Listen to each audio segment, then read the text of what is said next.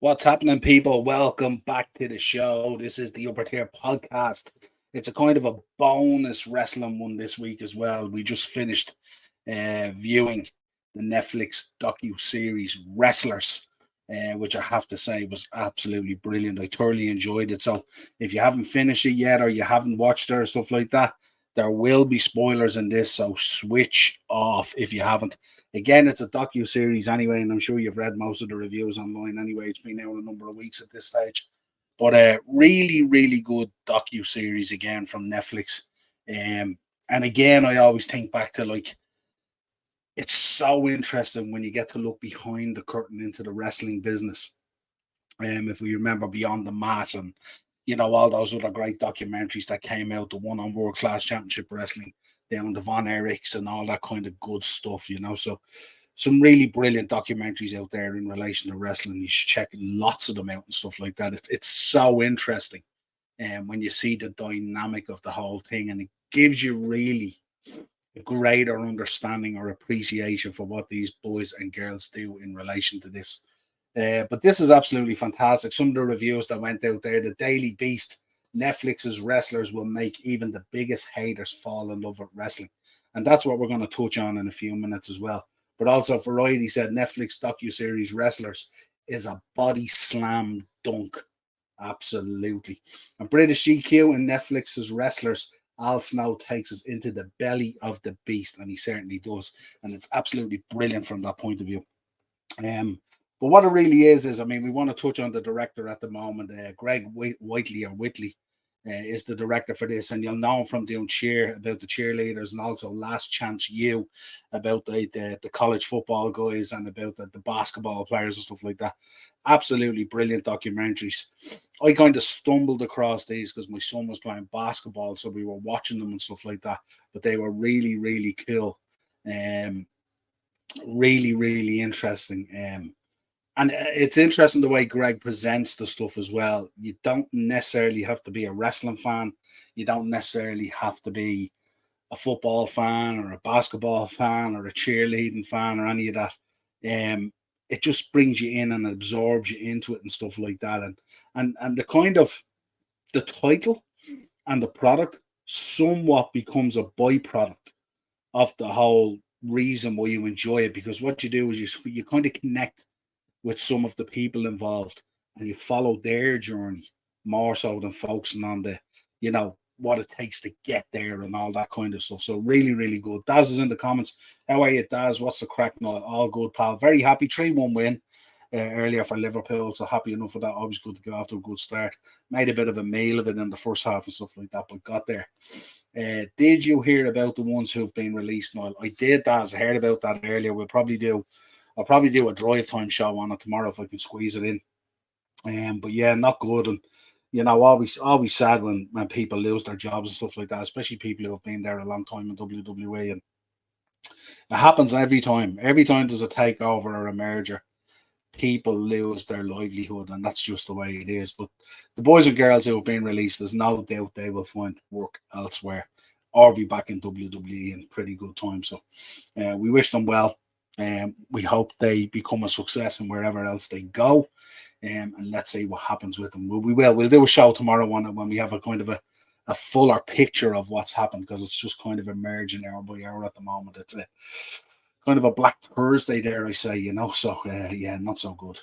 But yeah, let's get back to our review on this. So what it is it's kind of the whole series is centered around OVW, Ohio Valley Wrestling. It's managed and ran by Al Snow, of course. Friend of the show, Al is. He's been in the shop for the signing and stuff like that, and we've spoken on email and stuff like that. And I might even try and get Al on to do an episode maybe where we talk about the journey of making the docuseries and stuff like that. But he's a pivotal point in it. He's core to this and stuff like that. And anyone worth their weight in wrestling fandom at all knows who Al Snow is, of course, an absolute legend. And a hell of a nice man as well, a hell of a nice guy. Was brilliant when we had him in the shop. Even when we were finished the autograph signing, we locked up the shop, pushed everything out of the way, and we had about 30 or 40 regular customers who came in, and we did an impromptu Q&A with everyone just sitting on the floor, and it was brilliant. Some of the stories he told, and if he listens, he has a great story about why Mick Foley's bags get checked by TSA every time he travels. But that's for another night. We'll talk about that another night. But absolutely brilliant. But yeah, like I said, the centres around this, they're struggling financially and stuff like that. So Matt comes in, and his partner Craig. Matt's a local radio guy, well known and stuff like that. So they come in and they invest their money in it. But when you think about OVW, I mean, we think about Brock Lesnar, we think about Shelton Benjamin, we think about John Cena, Randy Orton, that amazing class that came out of there, you know what I mean? Batista, produced some brilliant wrestlers over the years and stuff like that. And you'll see, actually, when you watch the footage going through OVW, there's pictures of these guys up around the walls and stuff like that. But absolutely unbelievable. But Matt Jones and his business partner, Craig Greenberg, they decide to invest in it. And they decide to launch into this summer tour. It's like 35 shows or something like that, culminating in a big one, like a kind of a pay-per-view one, if you like, and stuff like that, all leading towards this.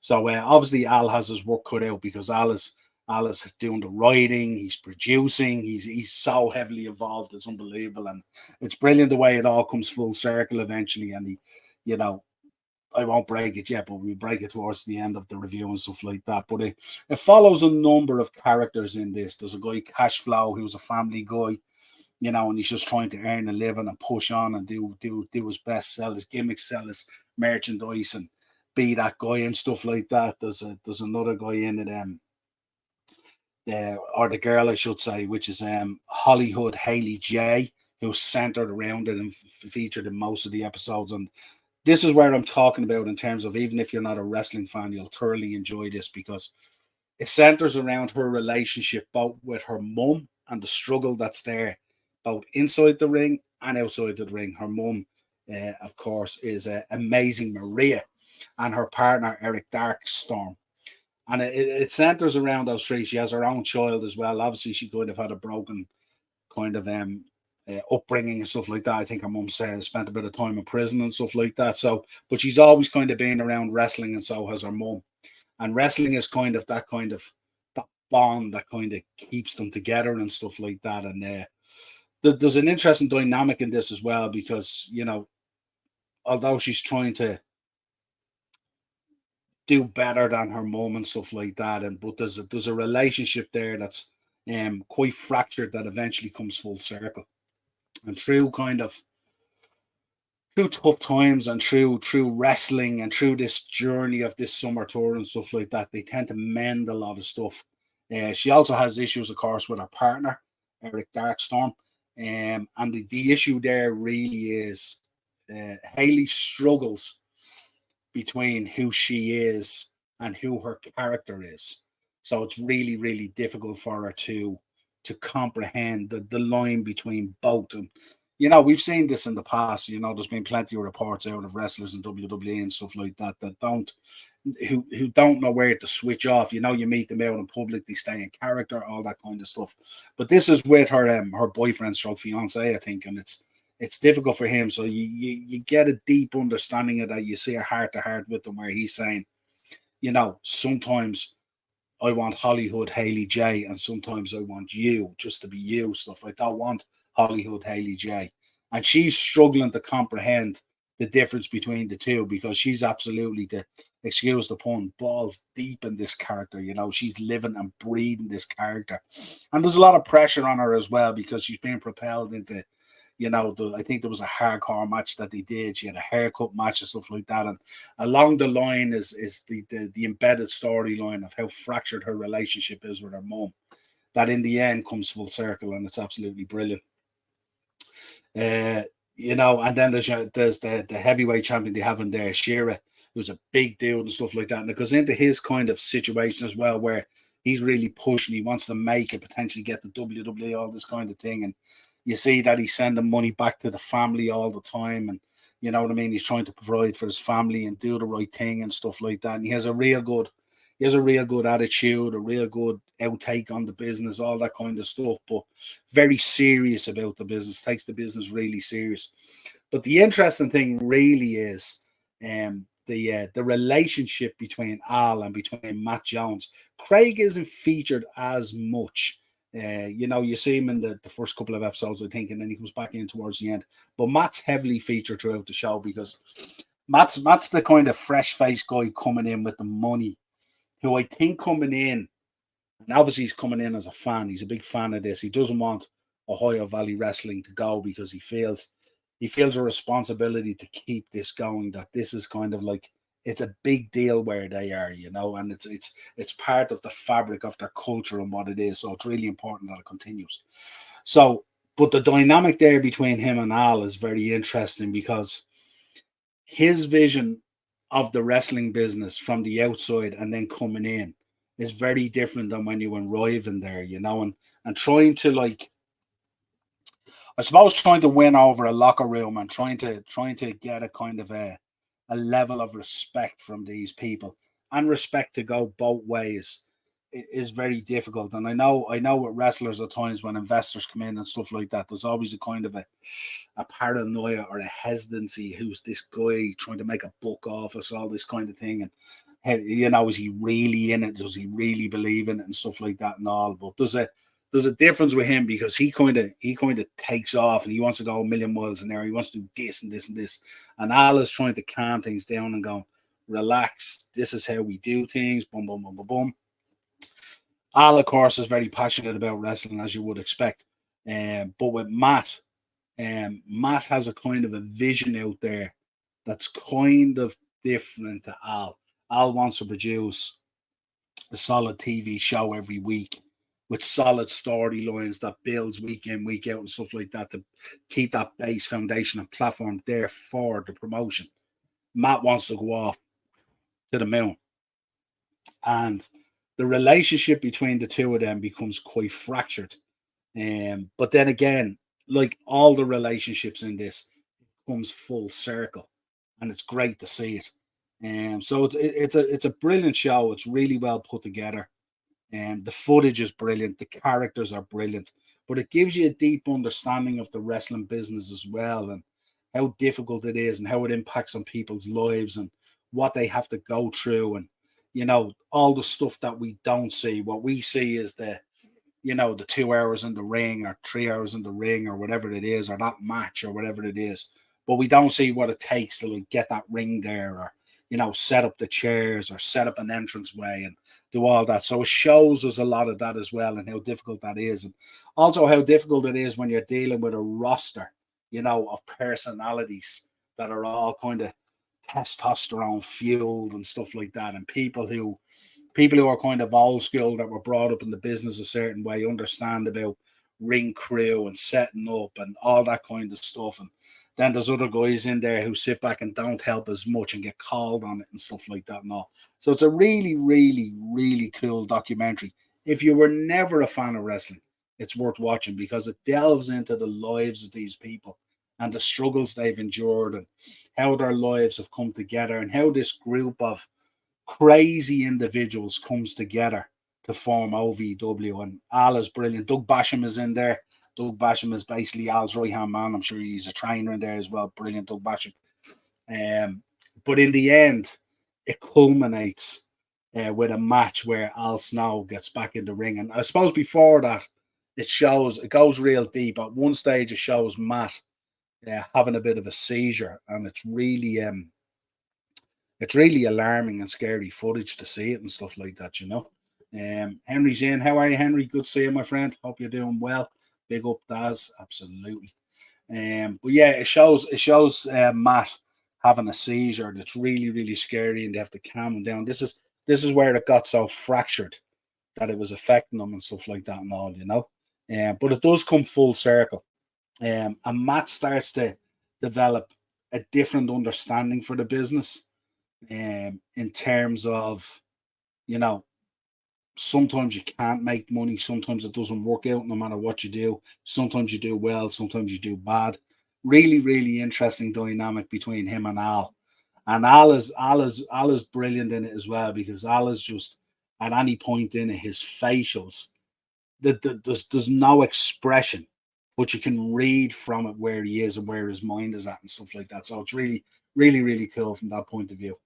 And it shows even footage there of Matt Jones, and he's talking to the lead commentator, Brian Kenniston. And he's talking about having to bring in enough viewership and stuff like that, and whatever it is, and ticket sales and all that to justify his wages and stuff like that. And this is where the investor and the businessman meets the wrestling business with a kind of a lack of understanding and stuff like that. And Al definitely drops that education throughout it, Um, just brilliant stuff. But it culminates, as I said, in this show after this summer tour, and Al ends up getting in the ring. Himself and Doug Basham have a tag match, and it's absolutely brilliant. And then afterwards they have like a kind of a rap party and stuff like that, and it's really, really good. But what it does is it shows the way everything came full circle, and people are doing really, really well.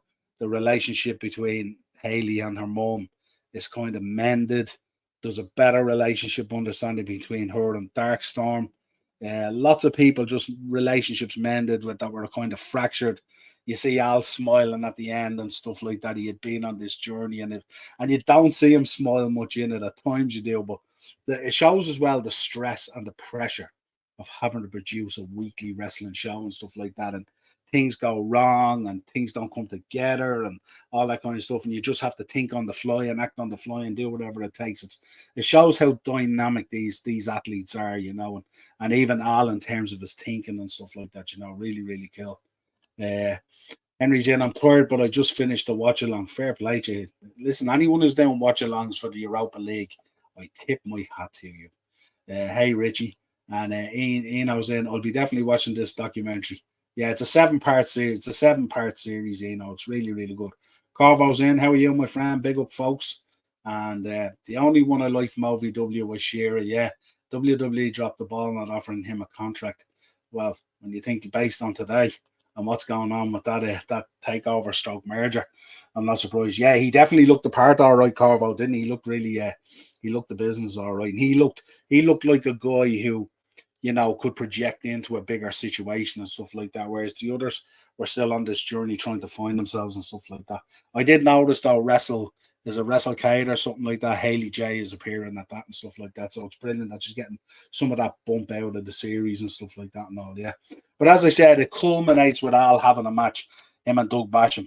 And it's really, really cool. And of course, I said then they end up in a rap party back at a bar and stuff like that. And you can see that the wrestlers have kind of taken Matt in more and stuff like that. He now has a greater understanding. They now have a greater understanding. And it's just, hopefully it leads into a season 2, because I think season 2 would be very different and stuff like that, But really, really good and well worth a watch. And I think keep an eye out for Greg Whitley or Whiteley. He's doing unbelievable work as a director. As I said, if you haven't checked out Last Chance U and Cheer, check them out. Even if you're not a fan of the stuff, you'll really enjoy just delving deep into all these characters' lives and how they came together and what it was and stuff like that. Henry's in. Hey, Corvo's in. I was right about the roster cuts, wasn't I, Noel? You were spot on, mate. You were spot on. And I suppose should we be surprised and stuff like that? Now, I have to say, I am surprised at some of the cuts, but and I think it's going to get worse as well. So, but we shall see. Henry's in. I didn't think as I usually have chat with Darren. Yeah. Yeah. It's fair play to you doing those watch alongs. That's for the Europa League. It's a tough one. But yeah, enjoy. But yeah, it's brilliant in terms of Ziggler is Acers is in. Ziggler is no major surprise. You don't think so, Acers? No, you don't think so. Nearly 20 years in the company, all that knowledge, experience, all that kind of stuff, just walking out the door. I mean, I would have thought even if he's coming out of performing, he would be a great guy to have down in the performance center because he's been there, done it all, seen it all. But yeah, weird, all right. Acers again, obviously, helping out by giving us the results of football on the wrestling show. But yeah, I would encourage anyone to go check this out. It's on Netflix. It's called Wrestlers. Gives you a great feel for the background of the business behind the curtain and stuff like that. But certainly very, very interesting and certainly very, very dynamic. And each episode as well leaves you hanging, leaves you gripped, so you have to come back for more, Corvo's in. Why advertise Ali for No Mercy to just release him? Yeah, and I seen today, Corvo, I don't know if you see it, Emma was promoting the Elimination Chamber in Perth. And then she said, "Oh no, don't worry about it. I've just been released." Very sad to hear that and stuff like that. The timing is never good anyway. WWFE had been using the OVW promotion for training talent back in the day. Yeah, absolutely. So look at the stock that it produced. Look at that. It was like the class of '92 for Man United. Brock Lesnar, Shelton Benjamin, Randy Orton, Dave Batista, John Cena, to name a few. Unbelievable. Where would WWE be now without that class? And that's High Henry. Yeah. So that's it, folks. It was just a quick review of Wrestlers and stuff like that. Like I said, brilliant series. Greg is unbelievable as a director. He just brings you into the show, traps you in the show, but just brings you on a journey with the characters rather than the subject matter. But then it all culminates, comes full circle, and then you can see how it all pieces together and stuff like that. And also, I would implore you to check it out. As always, folks, subscribe to the channel, hit the bell notification, drop a like on the video, and of course, share the content. And we will be back at 9 o'clock for Thursday Tier Talk with myself and Dazzler. We will be previewing the Premier League action for the weekend. We will be chatting about Man United, amongst other things. And we will be dropping our picks and tips for Beat the Bookie. So join us, 9 o'clock. Myself and Dazzler are back. And then I think I'm back on Saturday. I'll probably do a drive time on the releases from WWE tomorrow. So that'll go up as a recorded show. That'll release tomorrow evening. And then Saturday, we'll be bringing you the West Ham preview for Liverpool. Until next time, folks, have a great week. Have a great evening. Join us at 9 o'clock. Corvo's in. Ziggler to AEW. Let's go. Yeah, that should be interesting. Although, funny enough, I think he may change careers. I think he might do something different. I think he might throw himself fully into acting and stuff like that. I'm not too sure. Great show. Cheers, in. Love it. Back for United. Backlash, Dazzler. Yeah, absolutely. And Daz is in. Niall, I will send you a link to give Dazzler for wrestling figures. Brilliant. Appreciate that, Daz. Send that on to me as well, man. I love my figures, as you can see above my head there. That's all loaded with figures there. Until next time, folks, enjoy your evening, and we'll catch you at 9 o'clock.